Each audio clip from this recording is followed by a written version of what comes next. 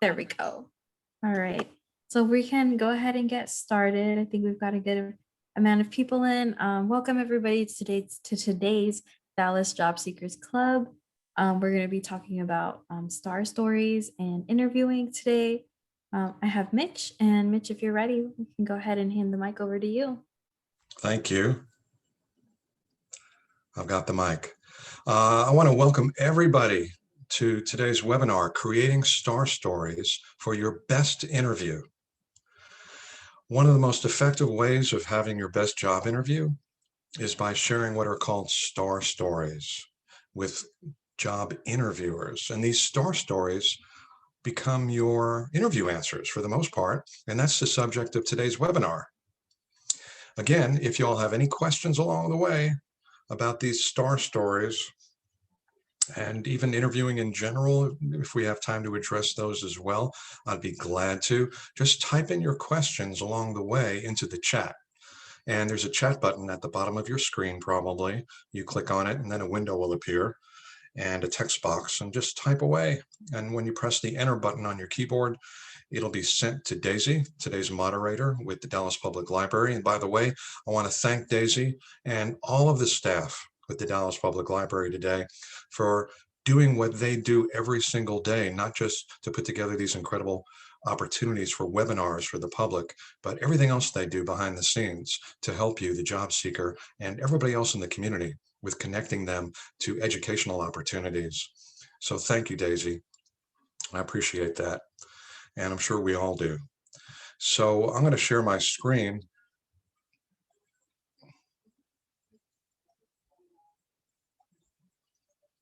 And to go over briefly, what we're going to cover today. Briefly, we're going to cover what are star stories and why recruiters want you to share them during job interviews. The most important type of interview questions for which you need these star stories to address them. And an example of a star story and how it's assembled to make the best impression with interviewers. To begin with, star stories provide you with a format you can use that best highlights your qualifications for the job. Star stories communicate your qualifications in a more impactful way, and we'll describe in what ways they can make that impact with interviewers in just a little bit. They make you the star of the interview. Even if you are talking about something you did as a team effort, star stories allow you the format to make you center stage and to communicate your value to your potential employer by illustrating relevant examples of your work experience with previous employers. Now let's see why recruiters prefer star stories over other kinds of interview answers. Job interviews have made it possible for recruiters to maintain hiring efforts during the pandemic. Some of you may have experienced video interviews with a human being on the other end of the computer. And some of you may have experienced video interviews where it's more of a question, answer, and you're recorded type of interview. And you never get to see a recruiter at that point during that pre-screen video recording. But when it gets to the point where recruiters are interviewing you through video, let's say, they can only see you from the waist up.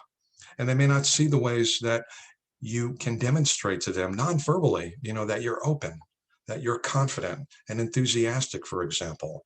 And those kinds of attitudes and approaches and feelings are crucial to help you make the impact you want to make during the job interview.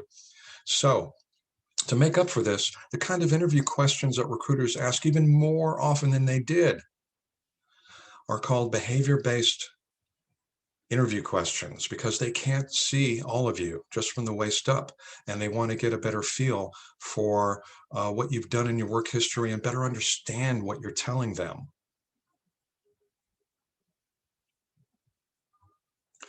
Interviewers will rely more heavily on these behavioral interview questions over video when, in fact, many of you have already experienced these behavioral interview questions during face-to-face interviews and before the pandemic. Examples of behavioral interview questions include, let me back up. All right. Tell me about a time that you had a conflict with a colleague, and how did you handle it? Another behavioral interview question might be, tell me about a time you were weak in an area that presented a challenge when completing a task. These kinds of questions might be a challenge for many job seekers and a little nerve-wracking perhaps, but being prepared and even preparing star stories can go a long way towards helping you feel more comfortable and confident and to make a greater impact when answering questions like these. Ideally, interviewers want the interviews to be conducted something like this. They ask behavioral interview questions, and candidates share their responses, ideally using star stories, and will describe what they are and how to use them in order to address the behavioral interview questions. And interviewers are then able to determine your fit for the position and the company needs based on the rich information that you provide to them in using your star stories. It needs to be said here that recruiters are also keenly aware of seeing how you might fit into the team and with the company and get along with the teammates. And so remember, regardless, to show your easygoing personality and enthusiasm. Let them in on a little bit about who you are as a person, the best of who you are, and that accompanying your star stories can make an even greater impact on them. To better understand why recruiters want you to share star stories in your job interviews, I interviewed two prominent recruiters for this webinar. I interviewed Gail Houston with Intuit and Lauren Stevens with State Farm. And here are their answers to a few of my questions. The first question I asked was, why do you want candidates to share star story interview answers? Gail's answer revealed that she wants to learn about relevant challenges you have encountered and how you have solved them. Because if you have had success in solving the kinds of challenges you'll be expected to tackle in the new role, then you will probably have a successful future with her company. Lauren said that star stories enable her to better understand what kind of candidate you are, because star story interview answers provide some of the depth that she seeks. Next, I asked, what makes a star story answer successful in your eyes? And Gail remarked that star stories should illustrate an actual problem situation that is relevant, not how you would solve a problem, not theoretically, but an actual challenge that you met. And she wants candidates to describe details about successful results, as that shows that you're a candidate that can be a real contributor.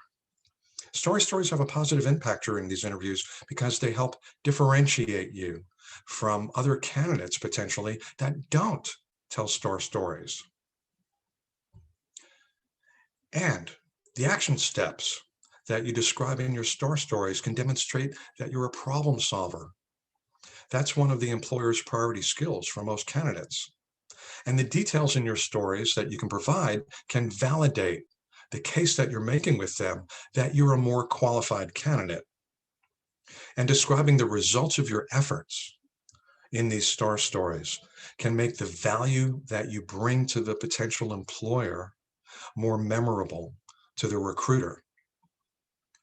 So to meet the needs of recruiters in job interviews, then, your star story examples of your experience need to describe 4 things using this outline: a specific situation, a task or a project that you sought to complete, some of the action steps you took to complete that task or project, and the results you attained. Now, these star stories need to provide enough details, but without being long-winded. And to prepare for these star stories, where do you start?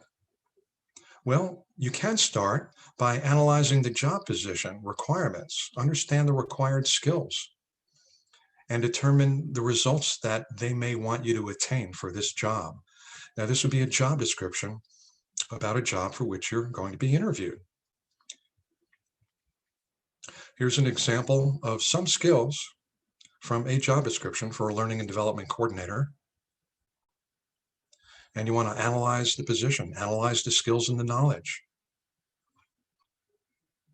Many people have challenges in remembering many examples of their work experience to turn into star stories.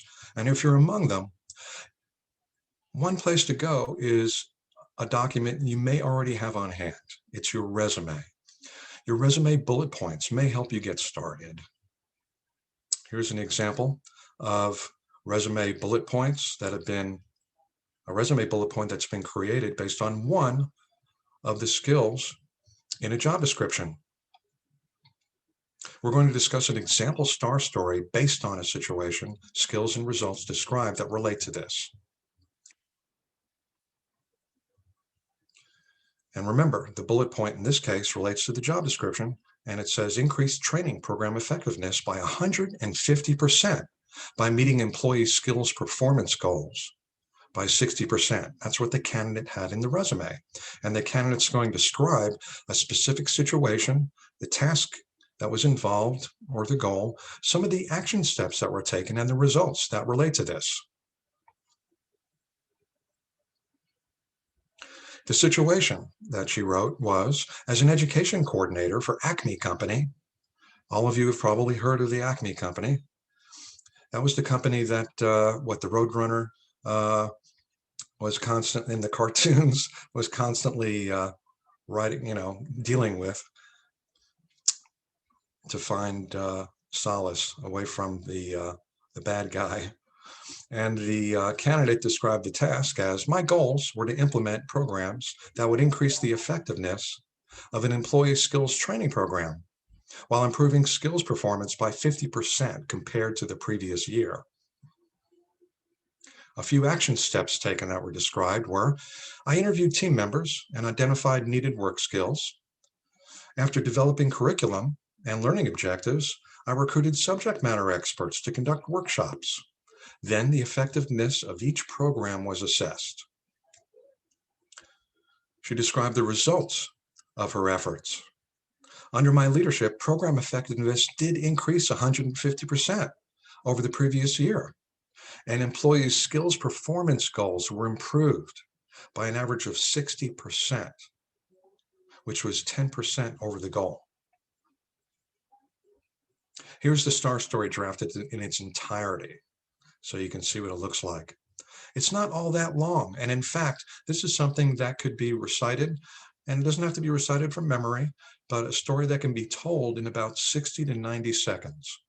And in fact, that is the sweet spot, because star story answers or any interview answer that's longer than 90 seconds is long-winded, may overwhelm the recruiter listening to the story, and probably has too many extraneous details which don't relate to the priority needs of the employer or even the point of the story. And if your interview answer is less than 60 seconds in length, you probably aren't providing enough details to support your case as a best candidate. And it may not be as memorable and may not have all of these components in it, which can be so important.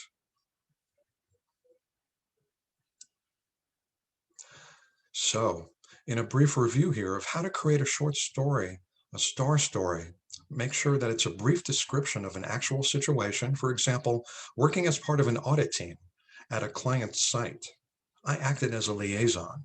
And that's a situation example in which it places you in a particular role. And your liaison role, if that was the case with you, might not have even been your job title. But if the liaison role was more of a role that was relevant in the eyes of the employer, if that's the kind of role they were looking for you to fill, then yes, you can describe yourself in that way as well. And remember that a task can be described as a task or a goal that you want to accomplish, so that at the end of the story, you have results that you've met that goal. And describe 2, 3, or 4 steps you took to complete the task or meet the goal, describing what you did, not the efforts of the team alone, but things that you did to help accomplish the task. And when it comes to the results, briefly describe what you learned or the task or goal that was accomplished. And some ideas for accomplishments, in addition to you just saying that you met the goal, might be for you to answer questions like this. Did you meet a deadline? If you met a deadline, mention that in your results. Did you cut costs or save the company money? That's something that you may want to add into your results section of your star story. If it's a customer-facing role and customer service skills and customer relationships are important to the role, did you increase customer retention? Did you increase revenue if it's a sales position or a customer-facing role? All of those things are examples of results. And if you have concrete results, all the better. If you have percentages or numbers, that makes it even more concrete and more validating for your case. Now, to elevate you further among other candidates that tell star stories, what can you do in job interviews? Well, I have one more piece of advice here. Let me back up a minute. So when it comes to star stories, the big picture here is, as you're developing them, is you may start with maybe seven star stories to be developed about your relevant work experience. And rehearse them out loud. Remember, 60 to 90 seconds is a sweet spot. And you might even rehearse them with a trusted friend or trusted career coach. And evaluate yourself by the feelings you put into them as well. We're not looking for you to be a robot and simply reciting written text, but really getting to know the stories that you've developed and understanding what you did and envisioning yourself doing these things and having feelings about what you did so you can communicate those feelings to employers. Employers are not only looking to you for the skills and knowledge you possess and the results you've attained that match their needs, they're also looking to feel confident about you as a candidate. And you can go a long way towards helping them feel confident towards you when you project confidence in telling your star stories. And they also look for candidates that are showing enthusiasm. And why is that? To recruiters, enthusiastic candidates are more likely to be those candidates that will perform their jobs well. And communicate your star stories with pride. I know some people may have a challenge with that. Some people have been taught not to brag. Are interviewing answers bragging? No, they're not bragging. Interview answers are a means for you to communicate your qualifications to employers with concrete examples of your work experience as they relate to meeting the needs of the employer with whom you're interviewing. And showing some feelings about it is natural. How did you feel when you actually accomplished the task? Did you feel lousy about it, or did you feel proud? Did you feel happy that you completed the task on deadline or ahead of deadline? It's okay to express those feelings during a job interview. It also helps communicate some of your personality to the interviewer, and that's crucial to helping them understand how you fit in with their culture. And make the results count. What does that mean? It means whatever results that you've written about and rehearsed and thought about and talk about during the job interview when you're reciting or just talking about your work experience using a star story structure, own the results. Understand your contribution to those results, especially if you've been working as part of a team. And you'll better be able to communicate that you own the results to recruiters, that you are partially or wholly responsible for them. So at the end of the drafting, just those first 7 star stories so that you don't come off like a robot. Jot down an overview, condense that star story to maybe an outline form, and then continue to rehearse them, just referring to the outline so that you start putting them more and more and more into your own words.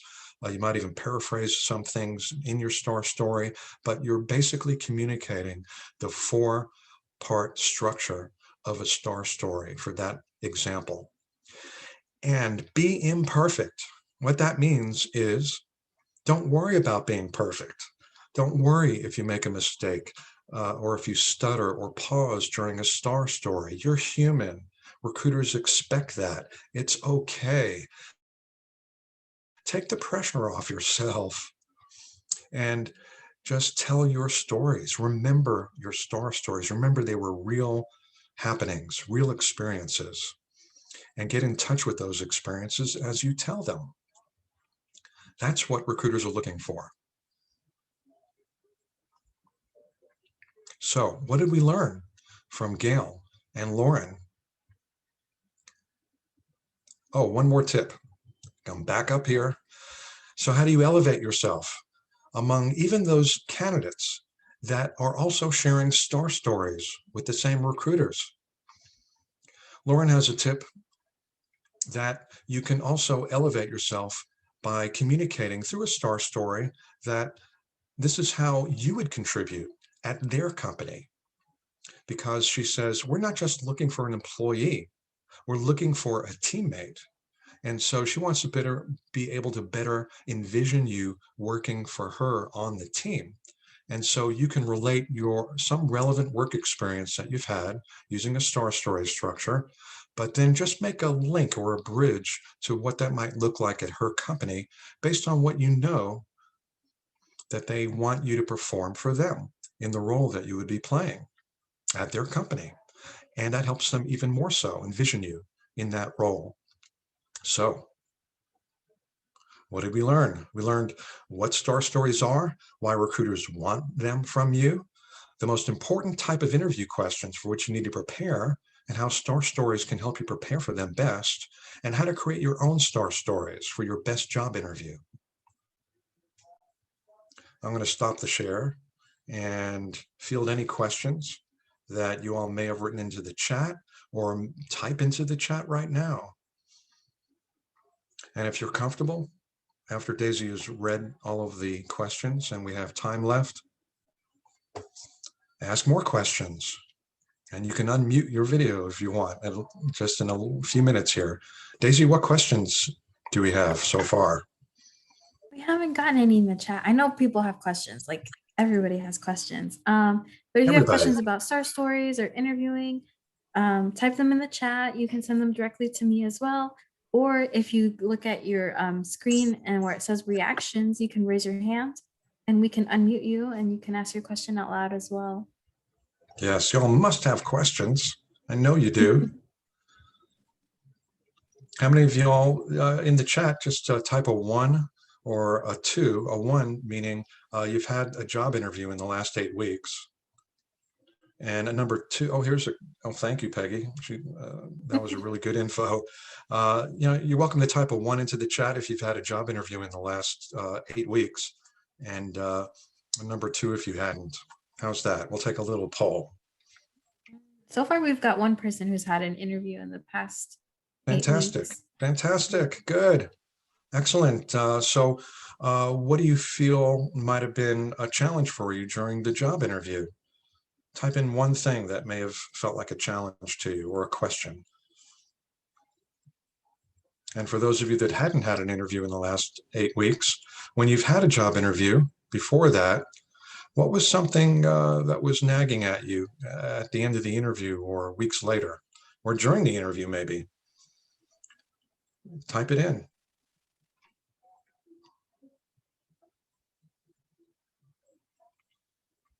Somebody says that they have heard of STAR in the past. The STAR method. Cool. That's very cool. And she plans on using it in the future. Good. When you think about it, star stories have been around for thousands of years. I can imagine people gathering around the campfire. And how do people communicate culture from one generation to the next? Mm-hmm. How did your grandparents communicate to you growing up? What happened in their lives? They would communicate meaningful stories that you remembered the rest of your life. Somebody wrote, I felt like I lost the chat. I felt like I had good answers, but would second guess myself in the moment instead of going with my first response.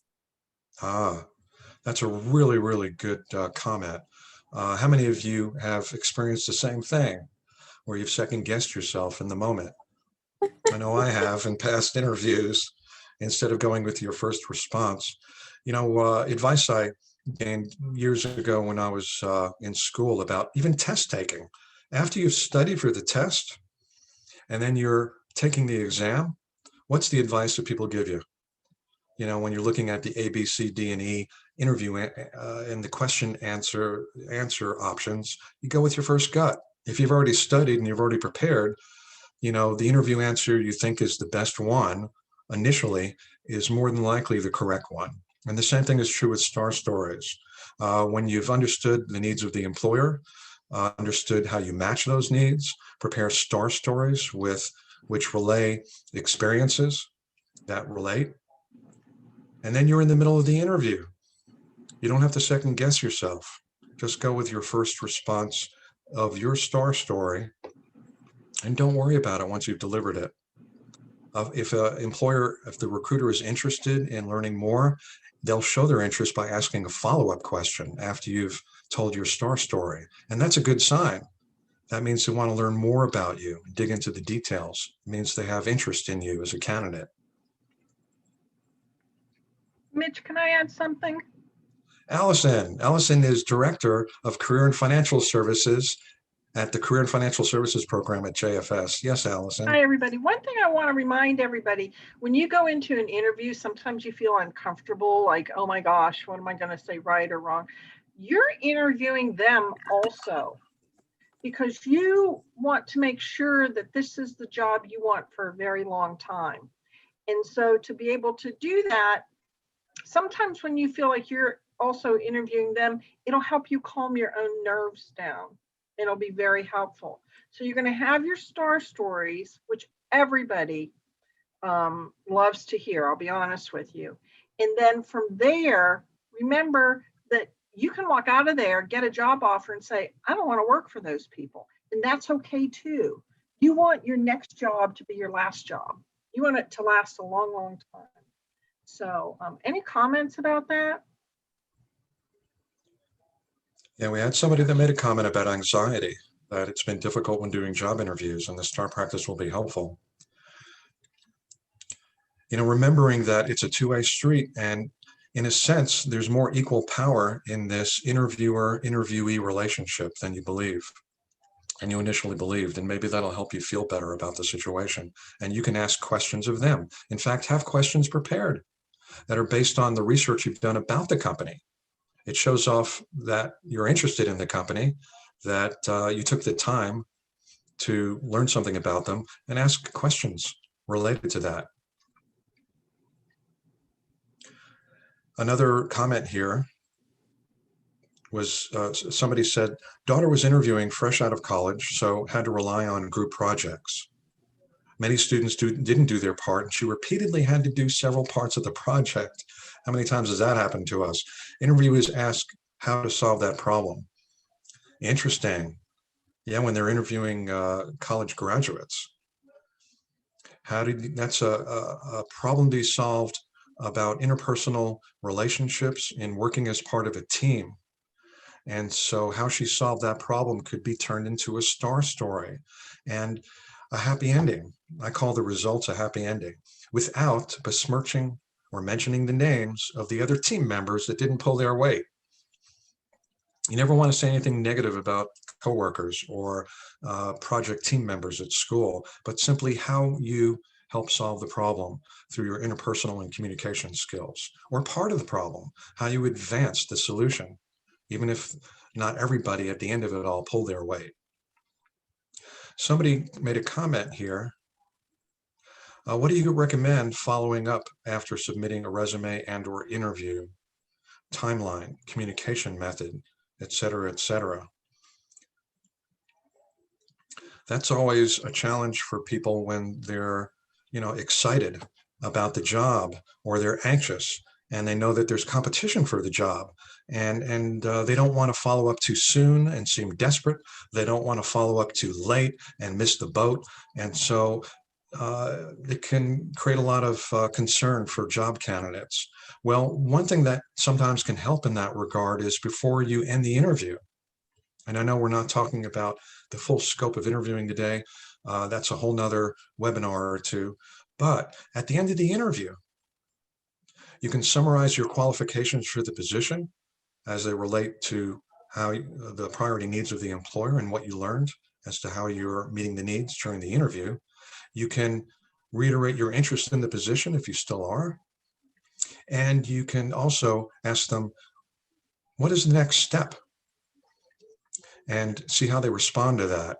And before you get out of the interview, be sure to ask them, what is their time frame for when they're going to be making a decision as to when they're going to be hiring the candidate for this position.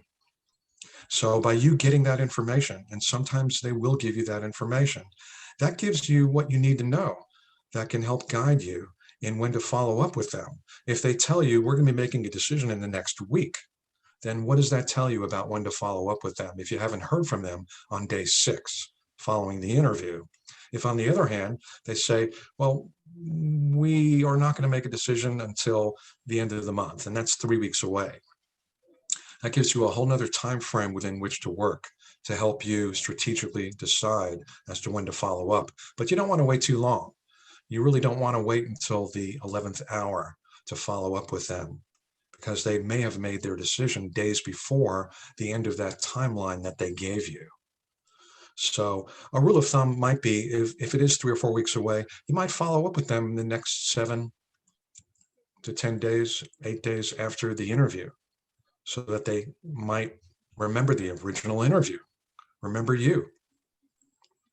And how do you follow up with them was another part of that question. What is the communication method? What is the communication method you asked at the end of the interview? Hopefully, at the end of the interview, you can ask, by what means should I contact you if I have any questions? And they'll tell you. And if you don't have that contact information, then ask for it. Ask them to send it to you. If it's a virtual interview, ask them to email it to you. And then you know. Allison has a comment. Can you unmute yourself? You're still muted. Sorry, I wanted to be quiet, but I can't. Definitely follow up, whatever you do. Too many people say, oh, I think I got the job. I haven't heard from him in 2 weeks. No, you didn't. You have to follow up. It shows your interest in the job and your follow through, which shows what you'll be doing on the job. So as positions roll up and you want something, don't hesitate to let whomever you interviewed with to know that you're interested. Can't hurt.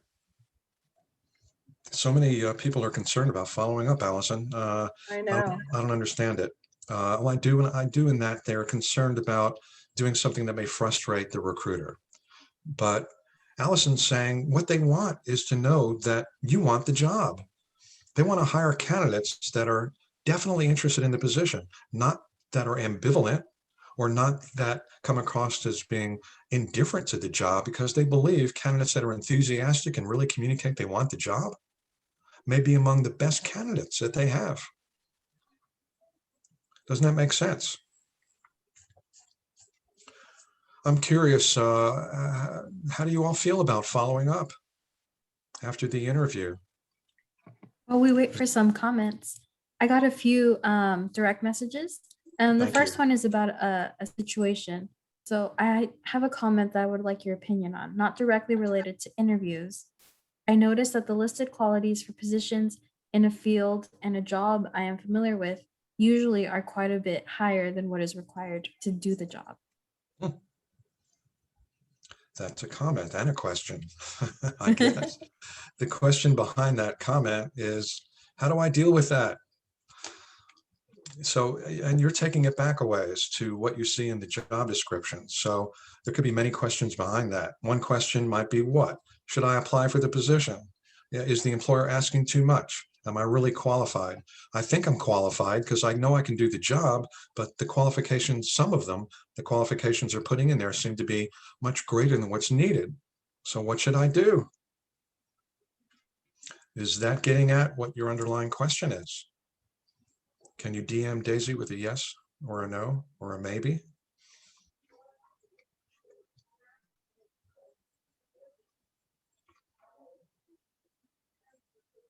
Okay, while we're waiting, if that's the concern, all you have to go by is what's in the job description. And you can't second guess the person that wrote it, the person that posted it, the people with whom you would be interviewing.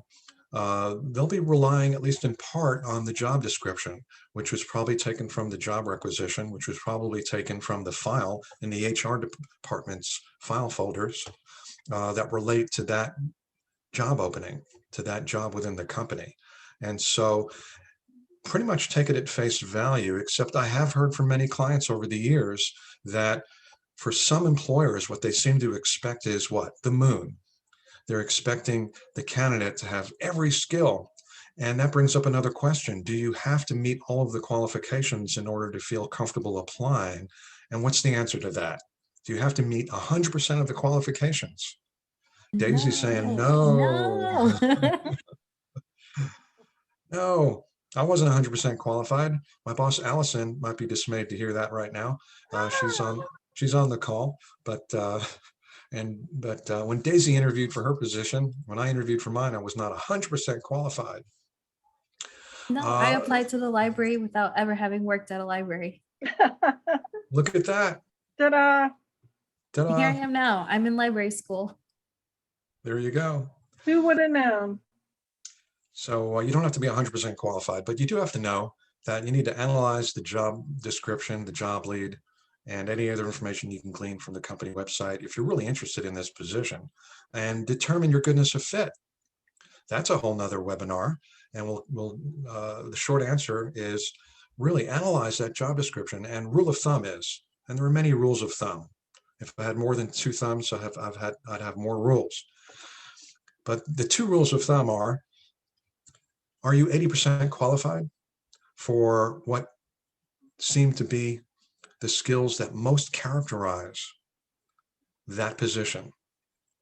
If there's an odd skill or knowledge area that don't seem to be necessary in order to perform that role every day, they seem to be secondary, I don't know that you really have to have that experience unless it's industry specific, technological or other kind of niche knowledge area. And you have to determine whether that's going to be primary knowledge or skill area required for the job or not. And if you don't have that, or if there's a credential, and read carefully the job description. And if you see a must or required in the job description, whatever words come after that, you need to pay close attention to, or the words that come just before that. If it says MBA required or must have this, that, or the other thing, then pay close attention to that. If you're 80% qualified for everything else, but you don't have that, think carefully about whether you want to spend the time applying for that job or not. So also in a job description, there will have 8 or 10 bullet points. The ones on the top are the must-haves. The ones on the bottom are the I wants. So if you match if there's 10 bullet points and you match the top 5, apply. Yeah, usually they prioritize them that way. Yeah. The second half are just like, oh, I hope they have these things. And if they do, so the better. But if they don't, you might still be qualified. Yeah, they'll prioritize what their needs are, especially when they break up the job description into sections. The first section might very well be the minimum qualifications, or it might even be labeled as such. And you need to meet many, but not all of those minimum qualifications. There might be an opening paragraph narrative describing the overview of the job at the top. Pay close attention to that. That usually highlights what's among the most important skills and knowledge areas that they're looking for. And if you match most of those, definitely evaluate your goodness of fit against those as well. And here's another really good question. I like this one a lot.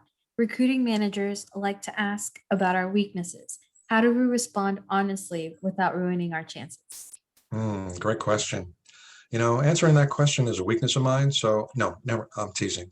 So even if it was a weakness of mine, how would you tell a star story? Because you can tell a star story about what you learned from that weakness, that story about a weakness. And in the results section, you would talk about what you learned from it and project into the future in the results section of your STAR story, meaning based on what you learned about that experience, how you would then be able to leverage that learning to perform that task or accomplish that project successfully, and communicate that so that it helps the recruiter understand this person not only thinks deeply about what they've done in their work experience and understands how to learn, reflect, and learn from their experiences, and then applying what they've learned to the future so that they can be more successful. And that goes a long way towards communicating to them what they want to know about you as a candidate. They not only want someone who can tell all of these stories about successes, but someone that can reflect upon themselves and learn from their mistakes and then apply those learnings to improve their work performance. And so that's how you can communicate a weakness. Another approach to that is to communicate something that you went into a task or project with that was a weakness, and through that process, in the middle of that project or task, before you completed it, you had learned how to strengthen that weak area. And then your result at the end of that STAR story will be a happy ending, will be that you accomplished that task, that you met the deadline. So you can provide the weakness, the steps you took, how you learned from that experience, and you developed that area before the task or project was completed, and how that resulted in a successful outcome. Does that help answer your question? I know a lot of times clients want help with the specifics because this is challenging work when you're asked tough interview questions like this. This person said, yes, thanks, it helped. A lot of times our clients are challenged with coming up with the words for these STAR stories, and there's a reason for that. You know, none of us were born knowing how to do this. And although some of us may be good storytellers, some of us may be good communicators, when it comes to communicating about our own work experiences, it can be a challenge because we may lack an extensive skills vocabulary about the work we have done.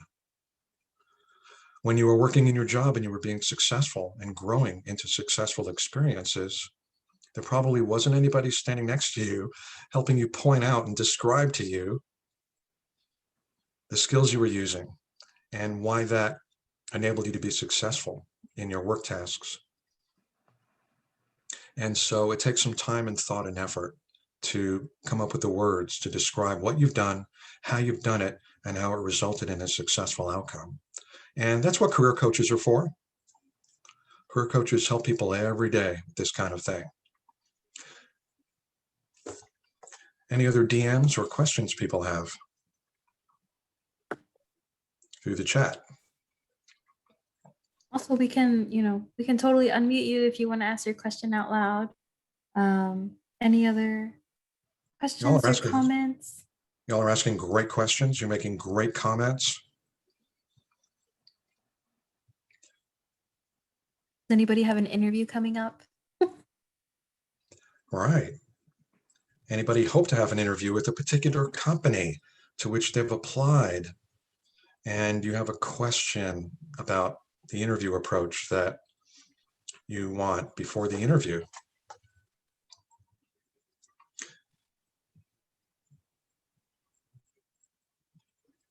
Somebody made a comment, any resources to get more info about this? Oh my gosh, where's that slide I have with our phone number? Our phone number at JFS is 972, and I'll type it into the chat. I'm sorry, this shameless plug, but I have to, because JFS has been around for over 65 years, and the Career and Financial Services Program has been helping people, job seekers, people in transition, people that are employed or underemployed for years, for decades, helping them reach their career and financial goals. So Daisy just typed in our web address, and I'm going to type in our phone number, and all I have to do is call 972-437-9950, extension 340. Now I sound like a late night TV commercial. Shipping and handling is free. So call extension 340 and an enrollment person will get back to you and answer your questions about our program, help you become enrolled, and our coaches will reach out to you and answer any further questions you have and arrange for your first confidential one-on-one coaching appointment. And then too, also go to our website, and our Career and Financial Services page on our website will give you some great information and resources as well. And Daisy typed in our webpage address, jfsdallas.org. You can also add in after the /services/career. I'll type that in. Shameless plug, but the library also has books about interviewing. That's right. Please use your Dallas Public Library for that as well. They have an incredible self-help section for people in transition. And you definitely want to check out some of those books. Literally, check them out. Use your library card. And they are now open, so go So in we the are building. open to the public. Yes. Free to walk in. And- Any other questions? Anything else that we can help anybody with today? We've got about 10 minutes left. 10 We want to precious make sure minutes. we get to your questions. Yes, please. Any thoughts or comments about interviewing or interviewing experiences or frustrations? Or how about successes? Something about how you interviewed or what you said in an interview that you thought went really well, because everybody here can benefit from our experiences. And if you have some tip that you want to share other participants about something you said or did before, during, or after an interview that may help, please share it. That's what we do in our Job Search Support Network group meetings on the second and fourth Thursday of the month. For more information, go to our website. The phone number did not show up here. It didn't. Let me, Oh no. oh, I Maybe you. DM'd it by mistake. Yeah, It went to- sometimes that happens. That's strange. It went to somebody's iPad. Congratulations to whoever that was with the iPad. You now have our phone number, and the only one that has it. Okay, here's our phone number again. 972-437-9950, extension 340. And you can enroll in our services and take advantage of one-on-one career coaching. Right now, we're doing those virtually through Zoom or other video chat. And by phone for those people that don't have access to video. And Ooh, if you also- need a hotspot or a laptop, you can check those out from the library as well. all right, We are being shameless today, aren't we? All of us. you know, this We've is got lots of great stuff going on. We want everybody to do. know, because this Such is a also great being recorded. resource. So this, anybody who didn't, make it today, they're going to get a recording. So we want them to know as well about everything that's going on at JFS and here at the library. We just want to spread the word. If you know someone who needs, a portable Wi-Fi or who needs access to a laptop, tell them the library has them. that's one of the many reasons we partner with the Dallas Public Library, because our services complement each other and support each other to support you in helping you reach your career and financial goals. And when we had the chance to partner with the Dallas Public Library, we jumped at it because we know there are rich resources available to you all, and that we knew that combined with our services, that it was a 1-2 punch that couldn't be beat. So we're really happy about this, Daisy. Thank you. Thank you guys for being here and supporting us as well. I'm going to put out a last call for questions. Speak now. And then you can always contact the library hold on, I've got the website. But you can always contact the library. We also have job resources and staff that will answer your calls or your emails about our materials and our resources. If you're looking to learn a new skill, we have access to, I think it's called LinkedIn Learning. It used to be Lynda, now it's LinkedIn Learning, but they have tons of video tutorials to learn new skills, things like Microsoft Word or graphic design and all that kind of stuff. But if nobody else has any questions, last call. I do. What's up? Daisy, did you know that JFS, the nonprofit agency for whom I work, is an open door to anyone in need? So the reason why I'm saying that is because our name is JFS, it's Jewish Family Service, but I need to let you all know that we're a nonprofit agency that is an open door to anyone in need. And so for any of those of you that may be reluctant to pick up the phone and call or go to our website, please don't.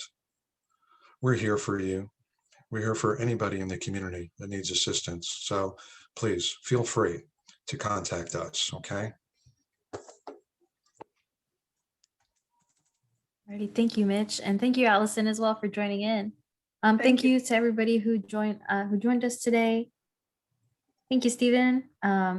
Thanks, and I think we're gonna end a few minutes early today, but thank you all for being here and for your questions and your comments. And feel free to contact JFS or the library for any of your job seeker questions. Thank you. Thank you Have so a great much, rest of your everybody. day. Thank you.